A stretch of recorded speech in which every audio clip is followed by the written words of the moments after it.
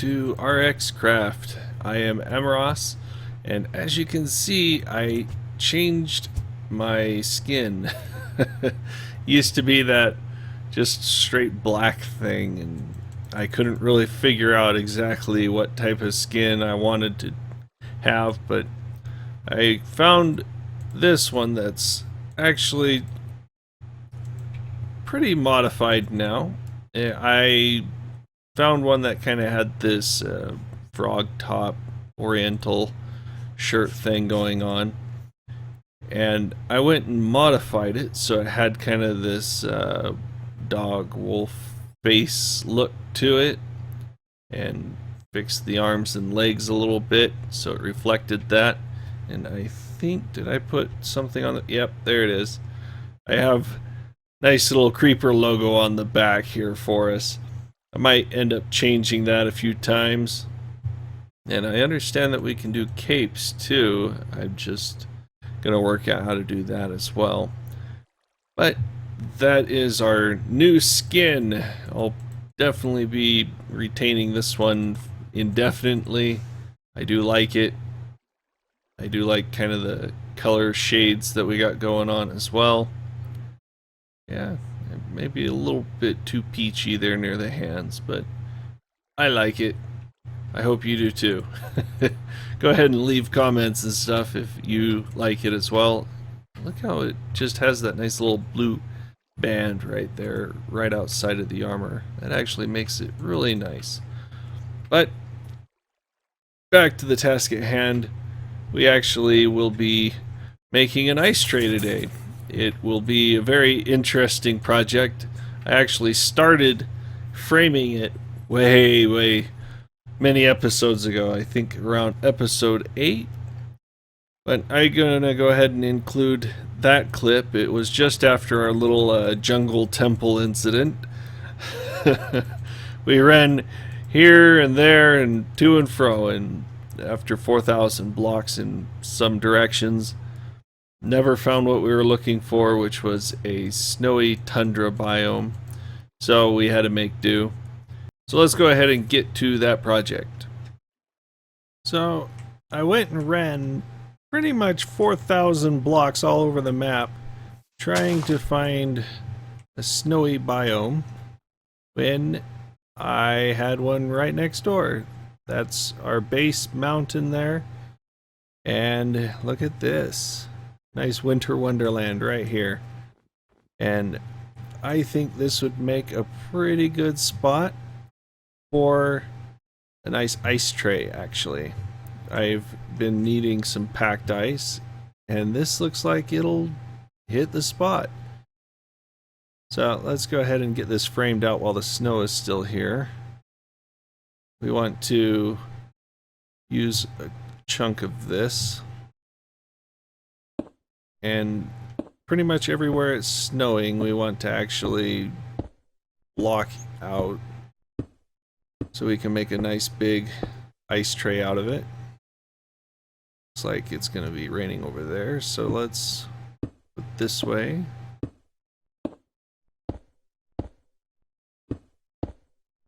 And it stops there, so let's turn this way. And these places are very rare in our biomes that we have. I mean, I've revealed so much of the map that I've found quite a few oil spots even, but we want to get a nice bit of ice out of this, so let's cut here. I was trying to find just a tundra, a place that is snow all the way down to ground level there, but I couldn't find one. I found another jungle, but obviously that's not going to do here. Ooh, that looks like we got quite a bit. Let's turn on debug here. Alright, so we are at 179, and we went all the way out here 161. Let's at least go to 59, so that's 20. We're probably going to leave a little bit of that out at this rate. Let's turn here. Okay, so 225, I forgot to look. And 245. Hey, look at that, 20 by 20. I didn't even try. Alright, so let's go ahead and finish this frame out. Basically, we're going to make a little device that I saw on Zoomovoid's channel, where we put a row of dispensers in the middle, and it'll fill out a nice little pond of ice for us, I hope. Oh, great. Except for one corner, looks like it's going to have rain. That's not good. I think we're going to want to adjust this to the side. Yeah, see, it's raining on this piece here, so let's kind of cut around that just for some denoting here. We might not be able to go that far over. Or we're going to have to make this a nice little weird shape. We'll find out. Let's just get this thing outlined. These snowy areas are just kind of weird on how they're laid out.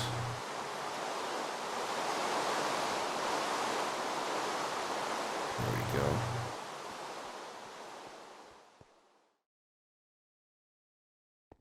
Might just shift the whole thing over some. Looks like it starts here. Cuts around there. Here, let's back out this way. Worst comes to worst, we can always just cut it back. Alright, so there's our line there. Looks like it's to here. Pretty much everywhere it's snowing, the ice will freeze, or the water will freeze to ice on us, and that's what we're looking for. It's useful for things like water streams to get items to flow a little faster. If we did like a mob farm, it'll help the mobs move along a little faster as well. And looks like I might be out of stone. But looks like that's pretty much our edge. It's kind of a trickle, thin slice over to there.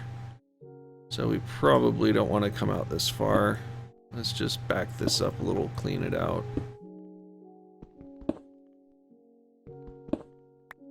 Alright, so that's probably as close as we'll want to cut it there.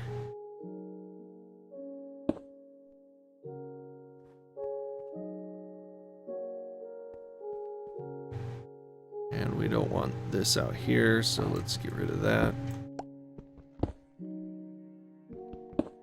Alright.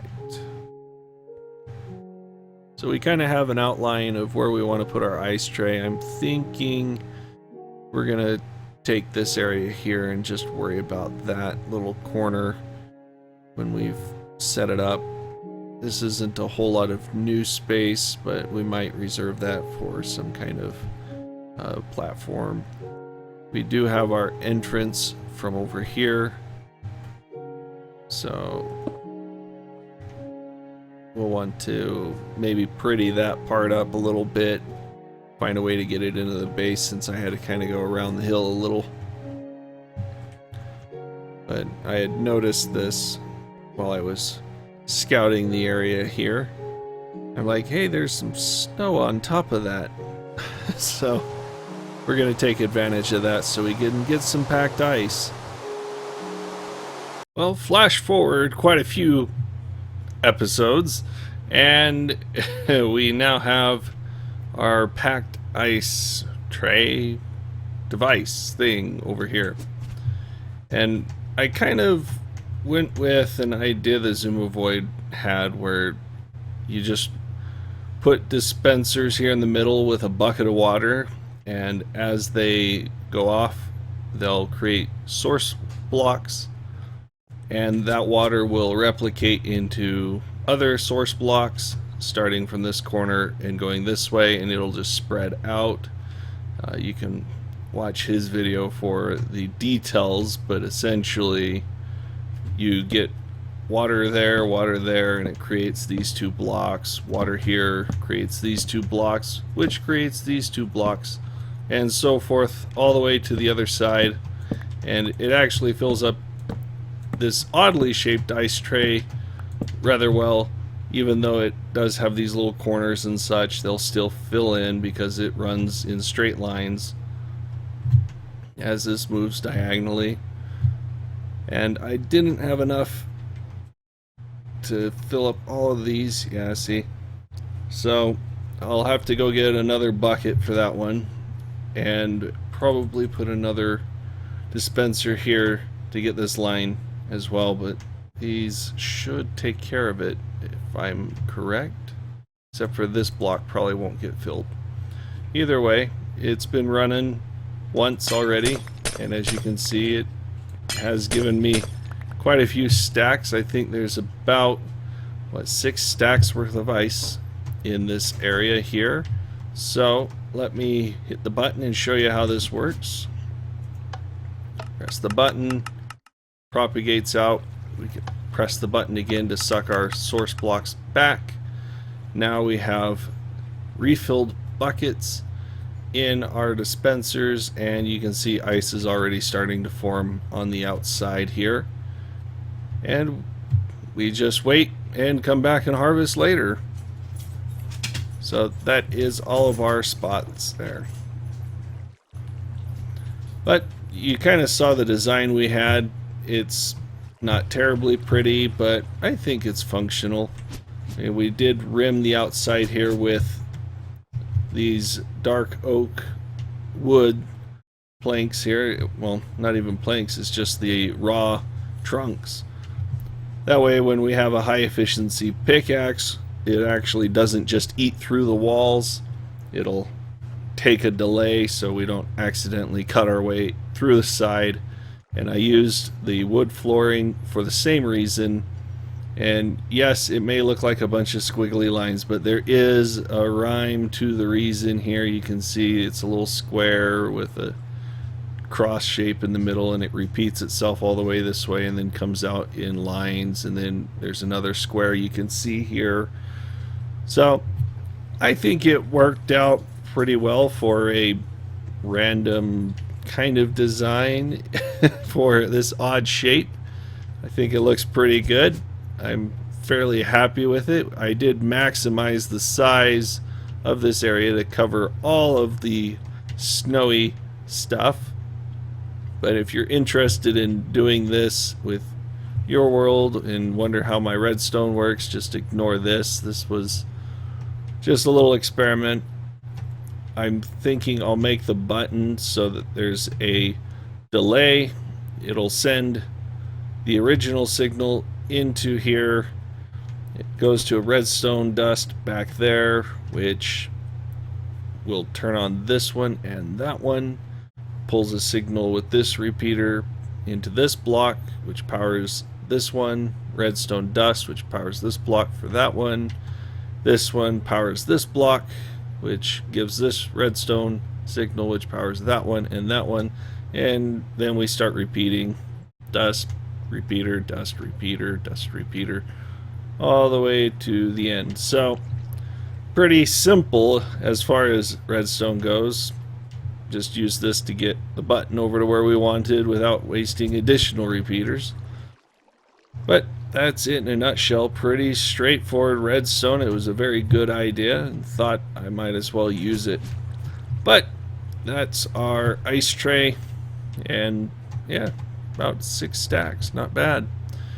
And there is an easy way to get back into our base. If you watched our sheep farm, I could go around the right side there, or we can just come to the left, and we actually have a spot to come in here. Found this while hunting Enderman, but we have a way up right here into where our sheep are. So that's how we can move around. Of course, if we use this, we could just teleport from about the bridge. So pretty easy way to get around as well. So let me get that last bucket and we should be good. Terkanil has worked out with Buildcraft how to turn on and off our gas production based on his on the amount of fuel that we have already produced. And we're coming out here to do the same kind of thing, but for our lava pump that we have made out here in the nether. Not even sure if I've recorded this yet.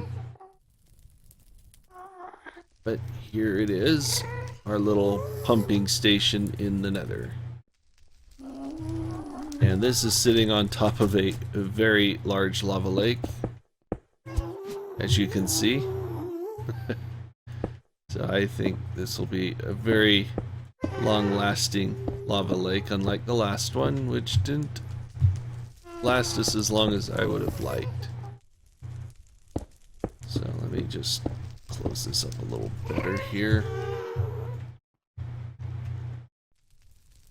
You can see it goes way off into the distance. Simply gigantic lava lake.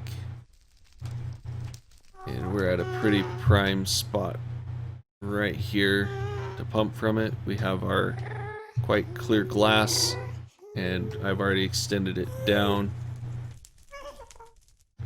So let's see what he's doing here.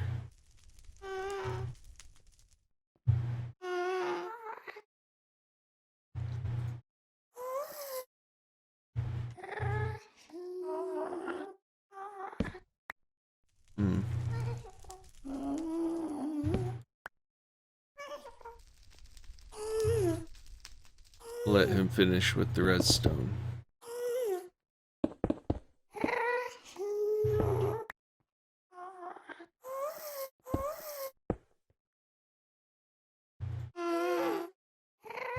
So this is to travel the redstone signal on.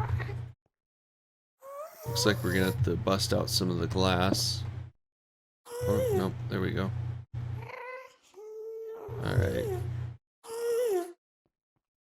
So, I got a pretty large tank on the other side of this, so we're not gonna hit the bottom of it for a little bit, actually.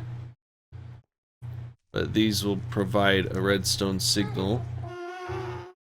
So, red pipe signal on sends out a redstone signal, so that just continues transmitting. So, contains less than 75%, it'll send a red pipe signal.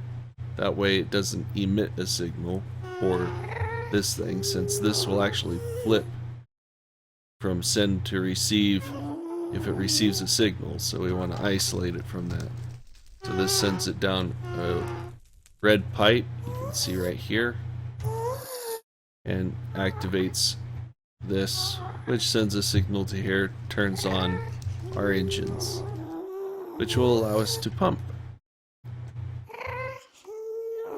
And it'll be a little bit for us to wait to see if this thing turns off when the other side gets full, but I'm fairly certain it will, since Terkanil has properly tested this in a separate instance with our oil and gas, so we should be fine. Now that we have our lava pump going, we're going back down into our engine room, which I have cleared out into a fairly spacious area here. So what we're going to do is lay down a bunch of tanks. We have our lava ready to go up there. We just need to clear out a lot of space for it. Let's trim down these walls a little. But what I'm thinking we'll do is put a nice bit of lava storage down here, because I never seem to have enough. But if we get enough storage, we can actually offset some of our fuel engines with lava, magmatic dynamos, so we don't quite burn through as much fuel. We are kind of tiptoeing near the end of our known oil reserves. So fortunately we have quite the fuel store. But even that will eventually run down. So lava will be a good way to continue having additional power. And I'm basically going to do the same design I have over there. We have our fluid conduit. We have up here near the ceiling. Let's just loop that in here. Kind of the nice thing about it is that it won't connect to the existing pipe that already has fluid in it. On the off chance that you didn't want it to have fluid in it. Let's go ahead and connect these.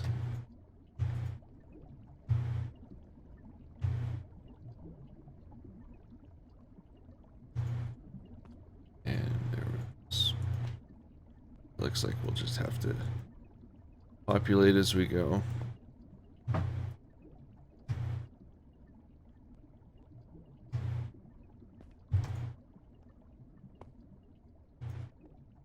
That should be good for now. Let's connect it all up.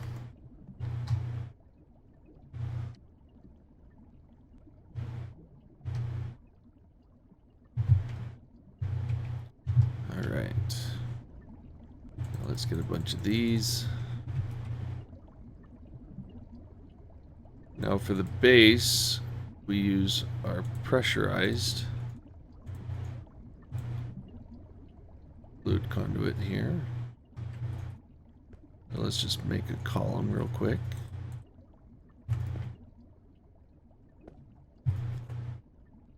So we store it like that, flip it so they're all orange, which means they drain down. And we put down our grid.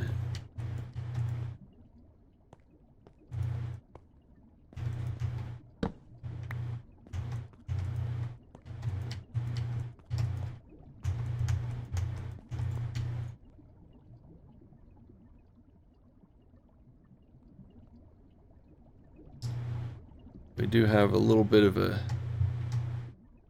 here, let's see. Have that come down. Apparently need a Yeta wrench to do this next part. Once I can find out where I put mine.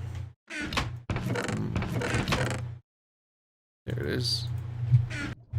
So let's shift. There we go. Shift left click.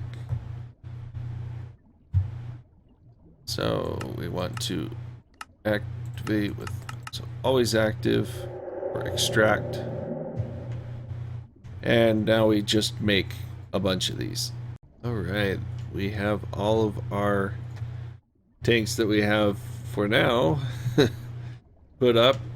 So we have 4 by 4 by 4, and then we have an extra 8 here on the end, well, 9. So we're gonna have to build some more eventually, but we'll let this fill up first. We don't have a whole lot of lava in the system yet, so it's gonna take a good day or so to actually fill this up.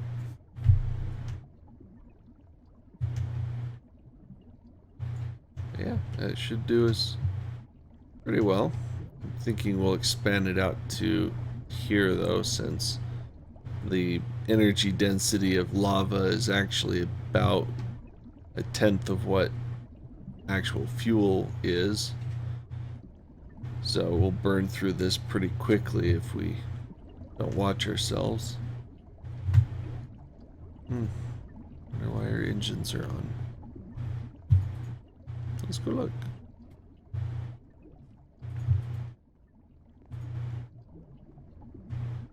Yeah, we have some battery drain, which is probably our farming stations. Looks like our tree farming station, it's just far enough away that we can't affect it. I bet you if we head over this way, it'll turn on.